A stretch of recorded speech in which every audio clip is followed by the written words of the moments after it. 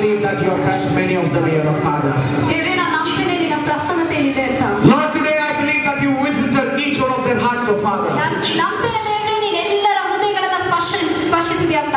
I believe, my dear brothers and sisters, today, right from this day, you are a new person in Christ. ನಾನು ನಂಬ್ತೇನೆ ನನ್ನ ಸಹೋದರ ಸಹೋದರಿಯರೇ, ಈ ಕ್ಷಣದಿಂದ ನೀವು ಹೊಸ ಸೃಷ್ಟಿಗಳಾಗಿದ್ದೀರಾ ಅಂತ. Today, if you have confessed your sins, ನೀವು ಇವತ್ತು ನಿಮ್ಮ ಪಾಪಗಳನ್ನು ಅರಿಕೆ ಮಾಡಿದ್ರೆ, or whatever sins you were in past days, ನೀವು ಕಳೆದ ಜೀವನದಲ್ಲಿ ಏನೆಲ್ಲ ಪಾಪಗಳಲ್ಲಿದ್ರಿ ಅದನ್ನ ಅರಿಕೆ ಮಾಡಿದ್ರೆ, today you have been washed by the blood of Jesus. ನೀವು ಇವತ್ತು ಯೇಸುವಿನ ರಕ್ತದ ಮೂಲಕವಾಗಿ ತೊಳೆಯಲ್ಪಟ್ಟಿದ್ದೀರಾ. Do not look back to your past days. ನಿಮ್ಮ ಹಿಂದಿನ ದಿನಗಳನ್ನ ನೋಡಬೇಡಿ. Don't look back to your sins.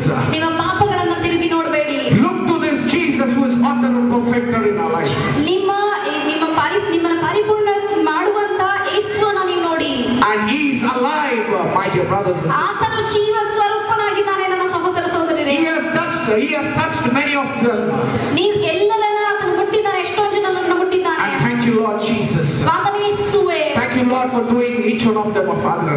ಎಲ್ಲರನ್ನ ಇಲ್ಲಿಗೆ ಕರ್ಕೊಂಡು ಬಂದದಕ್ಕಾಗಿ ವಂದನೆ. Thank you, Lord, for blessing them, Father. ಅವರನ್ನ ಆಶೀರ್ವಾದ ಮಾಡಿದ್ದಕ್ಕಾಗಿ ವಂದನೆ ದೇವರೇ. Thank you, Lord, for cleansing their sins and Lord. ಅವರ ಪಾಪಗಳನ್ನು ತೊಳೆದದಕ್ಕಾಗಿ ವಂದನೆ ದೇವರೇ. Thank you, Lord, for coming into their heart. ಅವರ ಹೃದಯದಲ್ಲಿ ಬಂದದಕ್ಕಾಗಿ ವಂದನೆ ದೇವರೇ. Thank you for healing them, Father. ಅವರನ್ನ